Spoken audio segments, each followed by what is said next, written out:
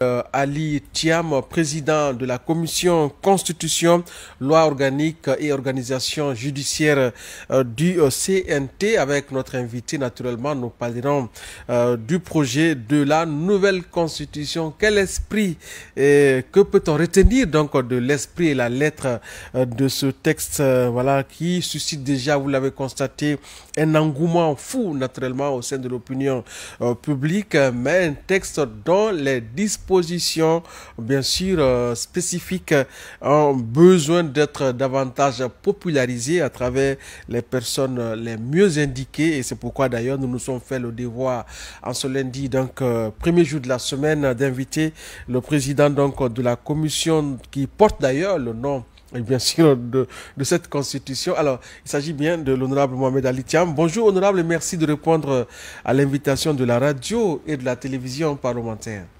Bonjour. Très bien. Alors, le 26 juin dernier, je l'annonçais à l'entame de cette émission avant que vous ne soyez là, le président du CNT, honorable docteur Dansa Kourouma, a officiellement remis le projet, n'est-ce pas, de nouvelle constitution au chef de l'État, le général Mamadi Doumbouya, et je l'annonçais à l'instant, vous êtes président de la commission Constitution. Alors, en ces instants précis, en ces instants historiques, en tant que président d'une commission aussi stratégique du Parlement, quel sentiment avez-vous eu? Ou bien avez-vous jusqu'à présent? Le sentiment du devoir accompli. D'accord. Le chef de l'État, le général Mamadi Doumbouya, la charte de la transition, en son article 57, a confié au CNT la mission de soumettre un projet de constitution pour le retour à une vie constitutionnelle, une vie politique normale. Nous avons franchi beaucoup d'étapes. J'ai entendu certains dire qu'il n'y a pas eu de transparence. Je ne sais pas quelle définition on peut donner à la transparence quand on sait que dès février 2022, le CNT a fermé ses bureaux pour aller auprès des populations, savoir quelles sont leurs préoccupations, leurs questions, leurs observations et leurs aspirations qui pourraient figurer dans une constitution. Nous avons recueilli ces opinions, nombreuses, souvent contradictoires, mais en plusieurs points convergentes. Nous sommes venus, nous ne nous sommes pas attardés sur les points de convergence, on a étudié les points de divergence, qui nous ont amenés à faire d'autres consultations, commençant par le Forum des religieux. Parce que nous nous sommes dit qu'il y a des leaders d'opinion qui passent des messages. Il faut que nous soyons d'accord sur les points de divergence et inviter ceux-ci à être des instruments de communication, de messages, de partage de ce qui doit constituer l'unité de la nation. Ils sont en contact hebdomadairement avec leurs citoyens. Donc, c'est à eux, sur les points de convergence, sur les points de divergence, d'éclairer l'opinion. Mais en commençant d'abord à réaliser l'unité entre les différentes confessions religieuses, parce que nous savons qu'il y avait, entre ces différentes confessions, il y avait quelques conflits à régler. Oui. Une fois ces conflits, ces mésententes réglées, il était facile pour eux de se mettre ensemble pour véhiculer un message sur l'unité nationale. Et là-dessus, ayant recueilli les résultats de ce forum, cela nous a amené à constater qu'il y a encore des points d'éclaircissement qui, cette fois, posent des problèmes de droit de fond, je dirais des problèmes de constitutionnalisme. Nous avons organisé donc le symposium constitutionnel. On a invité des experts pour que l'on nous parle des différents régimes. Parce qu'on entendait les gens parler de présidentialisme, Oui. de semi-présidentialisme, Oui. de parlementarisme, de semi-parlementarisme. Il fallait qu'on se mette d'accord sur ce que contiennent ces différents concepts. Oui. Et nous faisons notre choix sur ce que nous voulons mettre dans notre constitution comme élément de direction ou de représentation nationale. Après le symposium, les éléments que nous avons réunis, on a dit maintenant il appartient aux conseillers nationaux de s'informer et de s'approprier des concepts reçus de ce symposium. Il y a eu le débat d'orientation constitutionnelle. Tout à fait. Et ce n'est pas seulement les conseillers qui ont participé à cela, on a invité toutes les composantes de la nation pour venir discuter avec les conseillers nationaux. Tout à fait. Mais en plus, par des moyens électroniques, on a fait en sorte que même ceux qui sont à l'étranger Oui. puissent envoyer leurs opinions. De tout cela, nous avons fait des recensements. Sur chacune des questions, on a donné quelles sont les opinions majoritaires et les opinions minoritaires qui nous ont guidés. Donc, nous n'avons pas en réalité choisi. Nous sommes allés dans le sens des opinions majoritaires. Donc, il y a des grandes tendances qui se sont dégagées. Les grandes tendances Ouais. sur les différents concepts. Par exemple, c'est quoi le président de la République? Est-ce qu'il est élu? Est-ce qu'il est élu pour un mandat? Est-ce qu'il est élu à vie? S'il est élu à vie, c'est comment? S'il est élu suivant un mandat, quel est ce mandat? En termes d'abord de durée, Ouais. en termes de nombre. S'il doit avoir un premier ministre, ce premier ministre sera-t-il élu? Ne sera-t-il pas élu? Donc sur chacune des questions, on a reçu, comme je le dis, des réponses convergentes et des réponses divergentes. Sur chacune des questions, qui nous ont permis donc de faire un rapport, un tableau. Telle matière a reçu la majorité, telle autre a reçu la majorité sous cet aspect et n'a pas eu de majorité sous cet autre aspect. Lorsque nous avons fini, nous avons fait un draft zéro en disant voici le résultat de l'étude qu'on a faite, des différentes informations qu'on a reçues, des consultations qu'on a reçues, les résultats des consultations que nous avons opérées avec les populations. Nous avons donc élaboré un draft zéro que je n'ose pas appeler avant-projet, qui a fait l'objet de larges débats.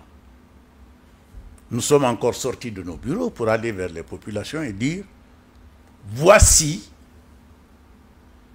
ce qui est sorti de nos cogitations sur la base des missions que vous nous avez assignées. Oui. Et encore, nous avons reçu des observations, des critiques, quelquefois des critiques très sévères, très sévères, mais puisqu'il ne s'agit pas de l'opinion des conseillers nationaux, mais des aspirations fondamentales des populations, on n'en a pas fait de problème personnel. Oui. Oui.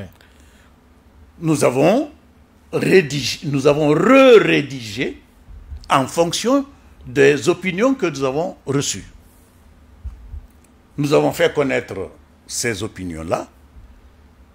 Le chef de l'État, son Excellence le général Mamadi Doumbouya,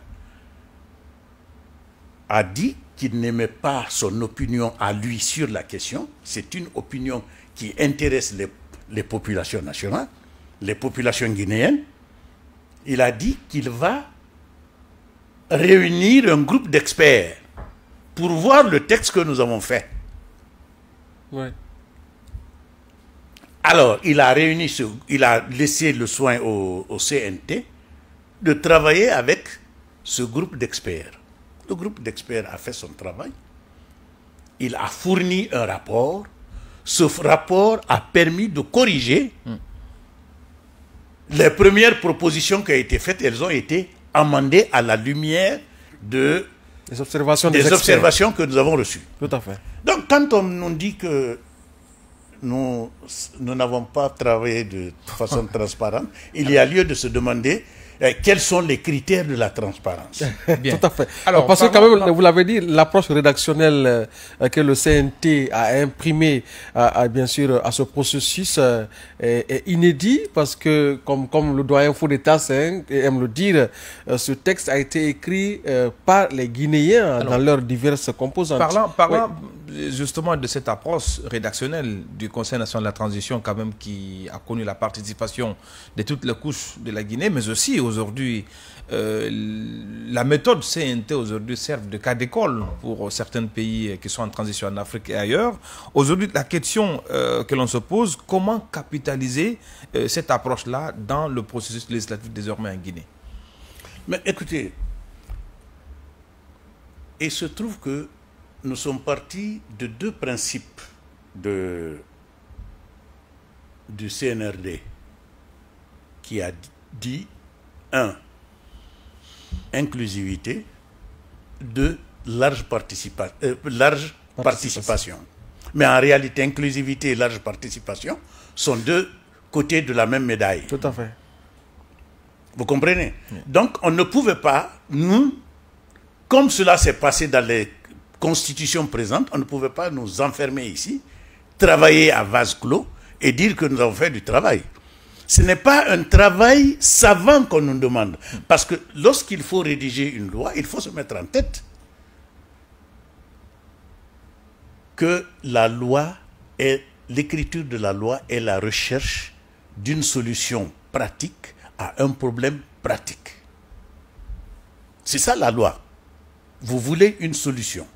Solution de comportement des personnes, solution de répartition des pouvoirs, solution de l'organisation de la société. Il y a des problèmes qui sont posés. Il faut, par la voie législative, leur trouver des solutions. Étant donné donc que la loi représente l'expression de la volonté générale. Cette volonté générale signifie donc qu'on se met d'accord, qu'on ne circulera pas n'importe comment. Ceux qui viennent dans un sens se mettront à leur droite, ceux qui viennent dans l'autre sens se mettront à leur droite aussi. Chacun sera à sa droite. Ainsi, chacun sera à gauche de l'autre. Et on ne se touchera pas, il n'y aura pas de collision. Très bien. Oui. Alors, si vous étiez donné, honorable, de nous faire un peu un rappel sur la structure du document, qu'est-ce qu'on pourrait retenir? Ben, écoutez, lorsque le texte est divisé en 3 parties. La première partie concerne, disons, l'exercice de la souveraineté, parce qu'il traite de l'État, des principes fondamentaux de la République, de la souveraineté, des principes fondamentaux de la République, des libertés et droits. Parce qu'en réalité, l'élément le plus important dans la Constitution, ce sont les libertés et droits fondamentaux de l'homme.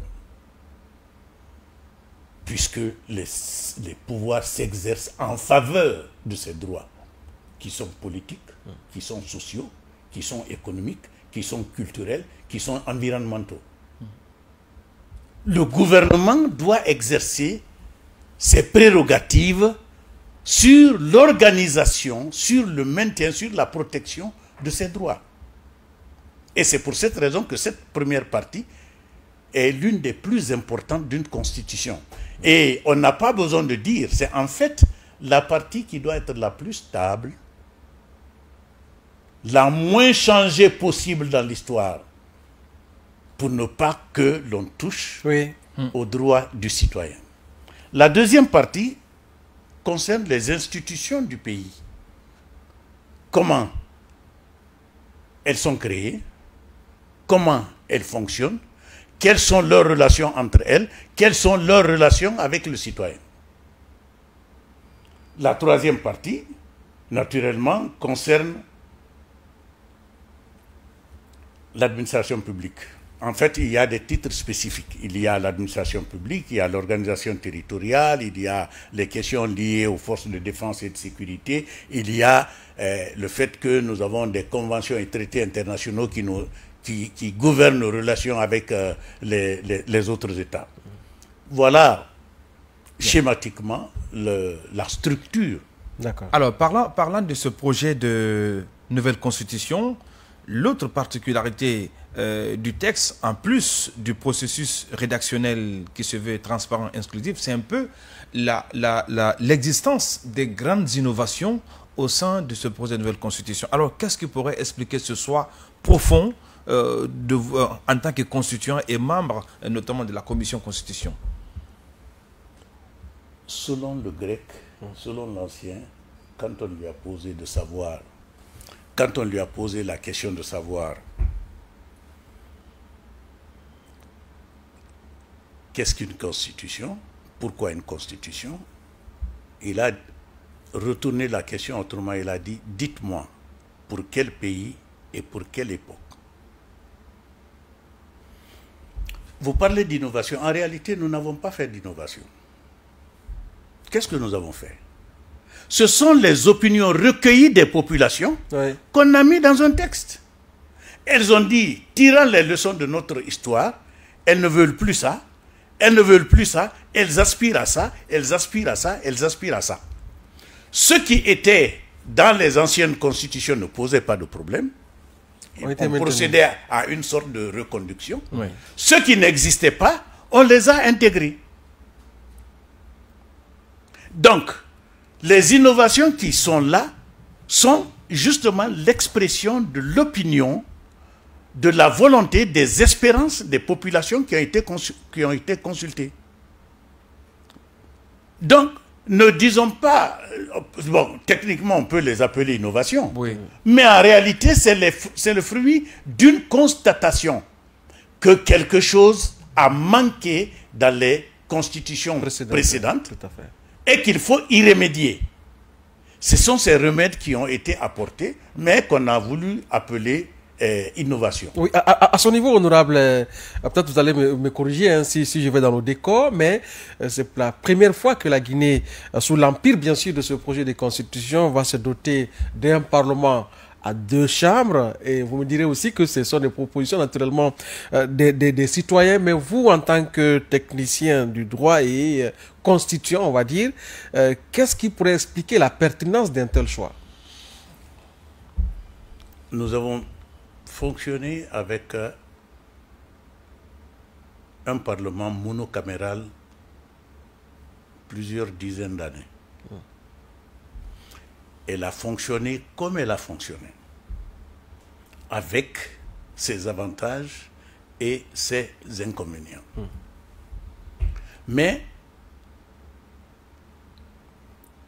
il n'y a eu qu'une seule expression de la représentation. Représentation par député. Oui. Donc, partant directement du citoyen à la représentation nationale. Les citoyens ont dit qu'ils aimeraient qu'il y a dans les communes, les préfectures, les régions, des questions spécifiques qui ne sont pas très souvent discutées au niveau de l'Assemblée nationale. Il faudrait qu'il y ait une autre représentation qui, prenant en compte les spécificités, disons entre guillemets, territoriales, locales, puisse être discutée ailleurs qu'au niveau de l'Assemblée nationale constituée de députés. Ainsi, les élus locaux vont avoir un organe avec lequel ils peuvent discuter des questions qui sont spécifiques et qui ne sont pas d'ordre général dont s'occupent les députés. Okay. C'est ainsi donc que le souci est venu de dire, bon, on peut effectivement penser à faire en sorte que une répartition de compétences matérielles puisse être organisée de manière qu'il y ait au sein du Parlement 2 chambres. Et c'est ce que nous avons fait. Et les compétences des 2 chambres ont été fixées dans des textes, dans des dispositions spécifiques. Alors, parlant de ces 2 chambres-là, aujourd'hui, pour beaucoup de questions, beaucoup de personnes s'interrogent sur le fonctionnement désormais. Alors, quelles seront les interactions entre le Sénat et l'Assemblée nationale sur la procédure, par exemple, législative? Autrement dit, quelles matières qui pourront peut-être relever de la compétence du Sénat ou bien de l'Assemblée nationale? Oui. Très bien.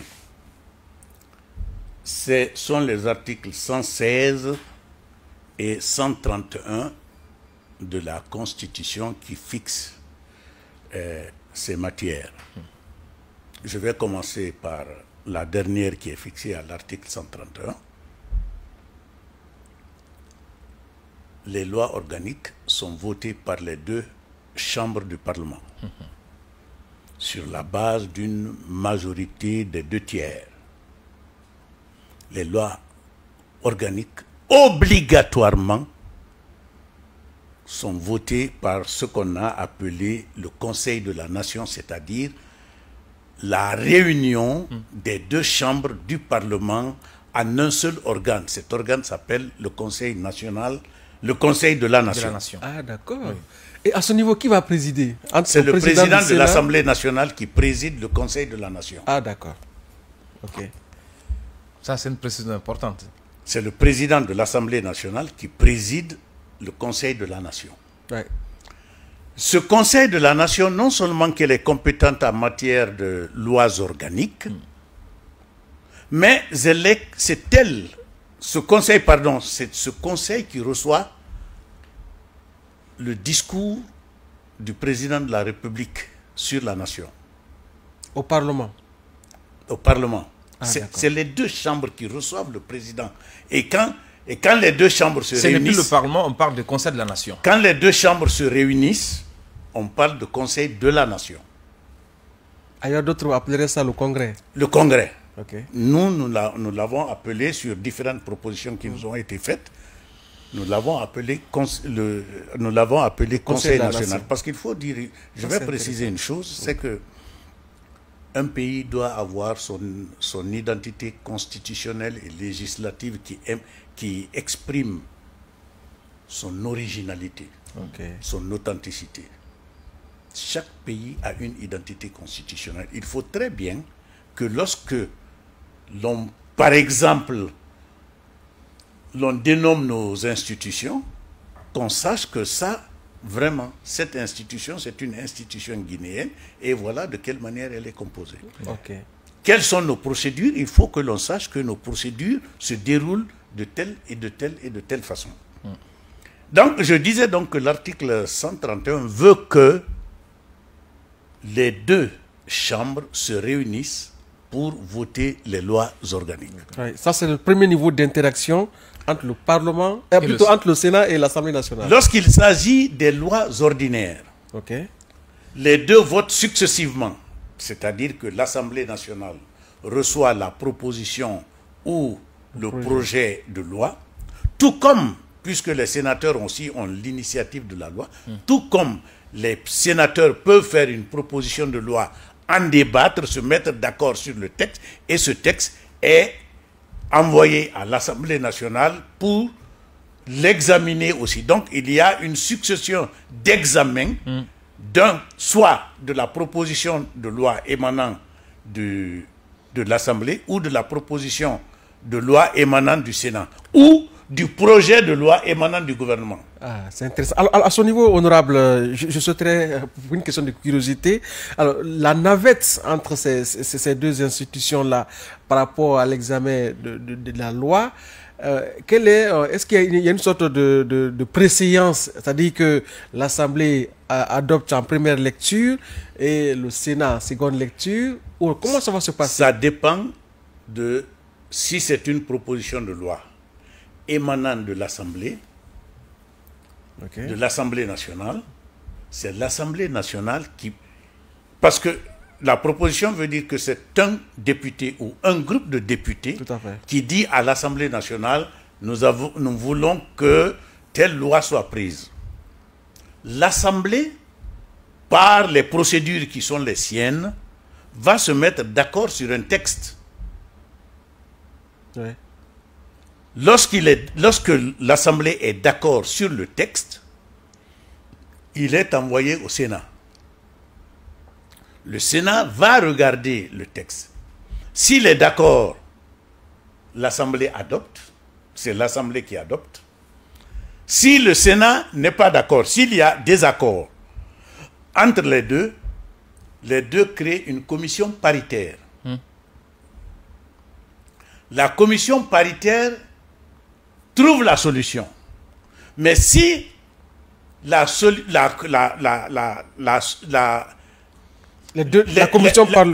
commission paritaire ne trouve pas de solution, oui, alors l'Assemblée nationale votera seule la loi. Ah. Ce qui m'amène à préciser une chose. Il y a un principe fondamental qui a gouverné la rédaction de cette constitution. On dit pas de démocratie conflictuelle. Ok. Ça sous-entend quoi? Il faut donc qu'on évite qu'il y ait conflit. Or, lorsqu'il y a conflit de compétences, nous trouvons, si le conflit de compétences n'est pas réglé, nous nous trouverons dans une situation conflictuelle. Oui. Est-ce qu'il fallait recourir à l'arbitrage d'une cour ou bien est-ce qu'il faut trouver un moyen? Vous savez, la vie, il y a des questions qui ont besoin d'être traitées immédiatement. On n'a pas besoin toujours de recourir à la chose. La Constitution, sur plusieurs propositions, on a dit que la proposition qui dit qu'il vaut mieux que si les deux ne sont pas d'accord, d'accorder la préséance à l'Assemblée nationale pour décider de la loi, c'est celle-là qui a prévalu. Étant entendu que la question n'est pas finie, c'est pas parce que l'Assemblée nationale a adopté la loi qu'elle est loi. Elle sera soumise au contrôle de constitutionnalité. Oui. Alors, vous comprenez? Oui. Donc, en réalité, si l'Assemblée nationale prend une position qui n'est pas celle de la Constitution, naturellement, l'Assemblée va mettre son texte en danger parce que la Cour constitutionnelle lui dira que son texte soit est inconstitutionnel ou n'est pas conforme à la Constitution. Donc, vous avez vu, on a réglé un conflit sans que l'on ait besoin d'aller et revenir vers la Cour. Justement. Alors, l'autre question également, en parlant toujours du projet de nouvelle constitution, c'est un peu l'article 74 qui accorde un certain nombre d'avantages aux anciens présidents et leurs conjoints qui bénéficient de privilèges, d'avantages matériels, financiers et surtout d'une immunité civile et même pénale pour les actes accomplis dans l'exercice régulier notamment de leurs fonctions. Parlez-nous-en parce que cette disposition fait assez de réactions et ça suscite beaucoup de commentaires. Ouais. Je commence par dire ceci. Une loi est en principe rédigée pour l'honnête homme. Je précise, quelle que soit la loi, qu'elle soit constitutionnelle, qu'elle soit d'ordre législatif ou même d'ordre réglementaire, loi sui generis, la loi est faite pour l'honnête homme. Ah bon? La loi est faite pour protéger l'honnête homme. Oui. Ah, ok. Donc, il n'y a plus... Okay, elle est faite pour protéger l'honnête homme. Si vous remarquez bien dans cette disposition, les anciens présidents de la République jouissent d'une immunité civile et pénale pour les actes accomplis dans l'exercice régulier, de leurs fonctions. C'est très bien dit, dans l'exercice régulier de leurs fonctions. Cela veut dire quoi? Lorsque nous revenons à l'article à la disposition sur le serment du président de la République.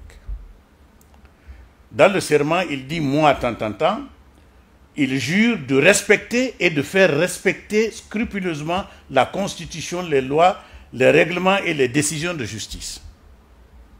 S'il ne les respecte pas, est-ce que c'est un aspect régulier de sa fonction? Non.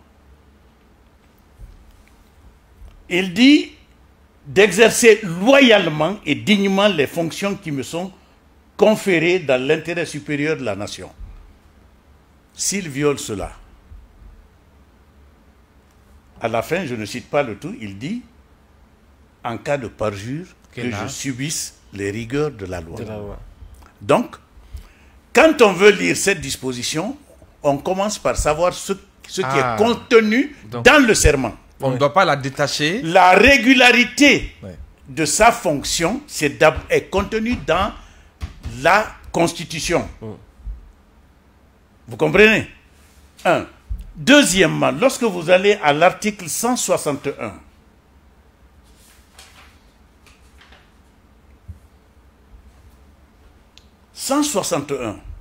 l'article 161 dit ceci. Le président de la République commet l'infraction de haute trahison lorsqu'il viole son serment. Petit a. Petit b est reconnu auteur, co-auteur ou complice de violations graves et caractéristiques des droits de l'homme. Est reconnu auteur d'apologie du terrorisme, de la haine, de l'ethnocentrisme ou du régionalisme. Est reconnu responsable d'actes attentatoires au maintien d'un environnement sain, durable et favorable au développement. Est reconnu responsable d'actes attentatoires aux dispositions de l'article 193. Donc, la loi a prévu les actes pour lesquels il va être poursuivi et a prévu la cour devant laquelle il va être poursuivi. Donc vous voulez dire que la disposition de l'article 174 n'est pas une garantie d'impunité pour, n'est-ce pas, les présidents qui failliraient à leur serment, par exemple? C'est la précision de... S'il faillit à ses serments, non. C'est le président qui a dû prendre une décision. Par exemple, vous vous souvenez que quand le président, quand on faisait Garafiri, on a déplacé des populations. Oui. Ça leur a causé des préjudices. Oui. Mais pour quel motif on les a déplacés? Supposez qu'un président vienne après pour dire que ces populations se sont plaintes et que c'est tel président responsable qui devrait faire face à ça. Alors que tout ce que l'on a prévu ici comme crime possible pour lesquels il doit être poursuivi, on laisse ça. Maintenant, c'est des règlements de compte. Le texte, c'est pour protéger le président de la République, les présidents de la République contre les règlements de compte, pas contre les infractions qu'il a commises. Donc, ces infractions sont prévues dans la Constitution. Tout à fait. Et la Cour qui doit le juger et les procédures sont fixées par la Constitution. Mais on le protège contre les règlements de compte possibles. Parce qu'il y a des décisions impopulaires que le président de la République pourrait être amené à prendre. Tout à fait. Et n'oubliez pas que, par analogie, on a accordé aux députés une immunité parlementaire. Tout comme on a organisé des privilèges de juridiction pour, par exemple, les magistrats. C'est une disposition de protection. Je vous ai dit, la loi protège est faite pour la protection de l'honnête homme. Le président qui s'est comporté honnêtement, mais qui a dû prendre des décisions graves, difficiles, impopulaires, qu'on ne se retourne pas contre lui. Mais les actes pour lesquels il ne peut pas avoir d'impunité sont dans le texte de la Constitution. Donc ce n'est nullement une sorte de couverture. Ce n'est pas une sorte de couverture de ces choses, puisque lui-même, il a dit dans son serment que s'il viole les éléments qu'il a cités dans son serment, qu'il subisse les rigueurs de la loi. Très bien. Alors, nous sommes suffisamment bousculés par le temps. Honorable, on aurait bien voulu aborder d'autres aspects avec vous, mais on ne saurait clore, j'allais dire, cette émission sans parler de la question du foncier. Vous y avez consacré des dispositions pour naturellement encadrer juridiquement, bien sûr, le processus d'acquisition de grandes étendues de terre, notamment par des étrangers. Comment on peut expliquer cela? Écoutez, lorsqu'une personne étrangère est propriétaire terrienne, quelle est la différence entre ses droits et les droits d'un citoyen? Un. Deuxièmement, quelle est sa situation par un citoyen qui ne possède aucune terre lorsqu'il faudra parler des terres de la République de Guinée?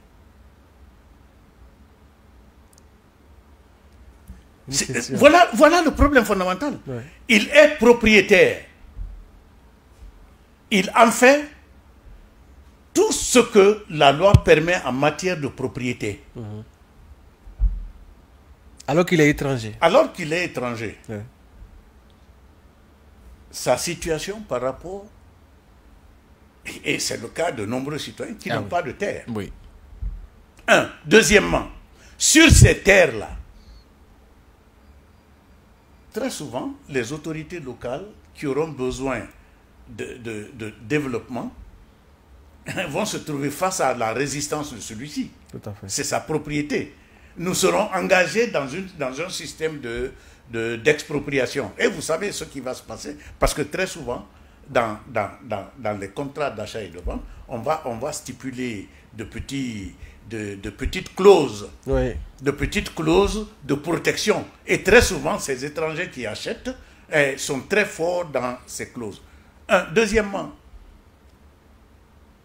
dans quel pays dans le monde un Guinéen a le droit d'avoir 10 hectares, 50 hectares, 20 hectares? Dans quel pays au monde? Dans quel pays au monde? Nous n'allons pas nous laisser déposséder, parce que une portion de terre qui n'a pas de propriété, automatiquement appartient à l'État. Oui. Automatiquement appartient à l'État. Nous sommes d'accord. Ouais.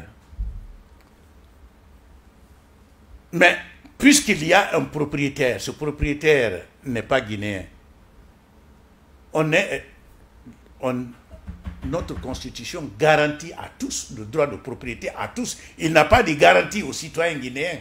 Il garantit à tous ceux qui sont sur le territoire national la propriété. Très bien.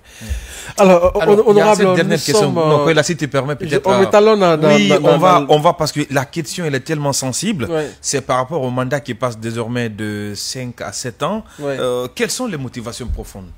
Les motivations profondes, elles sont simples. Vous vous souvenez que le CNT, dans sa première version, a dit 5 ans. Oui. Renouvelable une fois. Renouvelable une fois. Ce qui n'a pas changé, c'est que ce n'est renouvelable qu'une fois. Ouais. Ce qui a changé, c'est le nombre d'années. Ouais. C'est le nombre d'années. Très bien. Le nombre d'années a changé parce que les observations qu'on a reçues ont dit qu'en République de Guinée, tous les problèmes que nous avons eus n'ont porté, tous les changements des constitutions n'ont porté en réalité que sur ce mandat. Oui. Sa durée. Même pas sur le nombre de mandats, mais sur sa durée. Il y a eu donc une opinion majoritaire pour défendre qu'il vaut mieux éviter les conflits et amener à un nombre d'années qui correspondrait aux vœux de cette majorité d'opinion qui pense que c'est 5 ans. Sinon, le CNT avait dit 7 ans. Dans l'avant-projet. Dans l'avant-projet. C'était 5 ans. Oui. Mais les observations que nous avons reçues, Ouais. majoritairement, ont été pour 7 ans. Nous n'avions pas le droit de nous opposer à la majorité des opinions. Tout à fait. Voilà pourquoi c'est passé de 5 à 7 ans. Très bien. Sinon, si c'est nous qui avions proposé au début 7 ans, on aurait pu nous poser la question. Mais qu'on sache que nous avons consulté, reconsulté, consulté encore pour arriver à ce qui est mis actuellement sur le texte qui va en chose. Très bien. Merci beaucoup, honorable Mohamed Ali Thiam, président de la commission Constitution, lois organiques